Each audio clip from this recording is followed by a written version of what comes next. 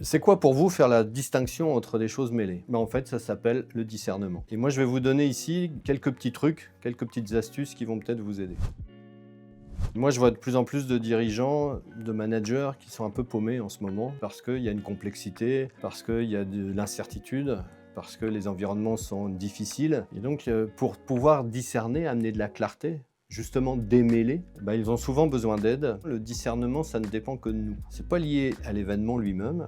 Oui, il y a de la complexité, oui, il y a des choses qui s'en mêlent, mais c'est surtout comment moi, je vais pouvoir appréhender cette réalité-là. Et c'est là que la conscience peut nous aider. L'opposé du discernement, c'est la confusion. La confusion, on va la mettre nous-mêmes. Quand vous avez des situations complexes à résoudre, c'est d'abord d'amener cette qualité de présence à soi-même.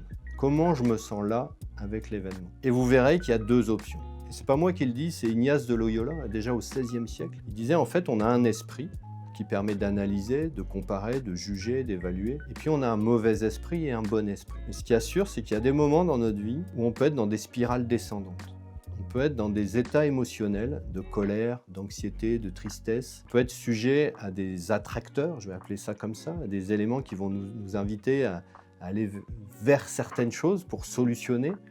Mais ce n'est pas forcément juste. Et donc se rendre compte que je suis en ce moment dans une spirale descendante et que c'est peut-être pas le bon moment de discerner, en tout cas ça m'empêche de voir clair, c'est déjà une première étape. Et vous avez aussi le bon esprit. Il y a des moments où on se sent en énergie, des moments où on sait où on va, des moments où on a qualifié, écrit peut-être la finalité, la mission, ce pourquoi je suis fait. Moi personnellement, je sais que ma mission c'est être apaisé pour prendre soin des hommes et des femmes et de la nature. Ça vous paraît peut-être tout simple, mais avec ça, j'arrive à mieux discerner les événements qui m'arrivent et à prendre les bonnes décisions. C'est peut-être le petit truc à avoir, c'est que d'abord, allez voir à l'intérieur de vous. Allez voir comment sont vos pensées. Allez voir comment est votre état émotionnel.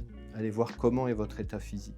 En fait, en ayant cette capacité d'amener de la clarté à l'intérieur de vous, à quoi je suis en train de penser, quel est mon état émotionnel, comment je me sens physiquement, ce qu'on appelle la pleine conscience. C'est ça qui va vous permettre d'amener de la clarté à l'extérieur et de clarifier ce qui arrive dans l'événement que vous vivez. Et puis il y a une dernière phrase que j'ai envie de vous partager, c'est celle de Thomas d'Ansembourg. Il dit en général dans nos vies, on passe beaucoup plus de temps à mettre en œuvre des actions pour compenser notre mal-être que pour améliorer notre bien-être. Et discerner, c'est peut-être simplement ça.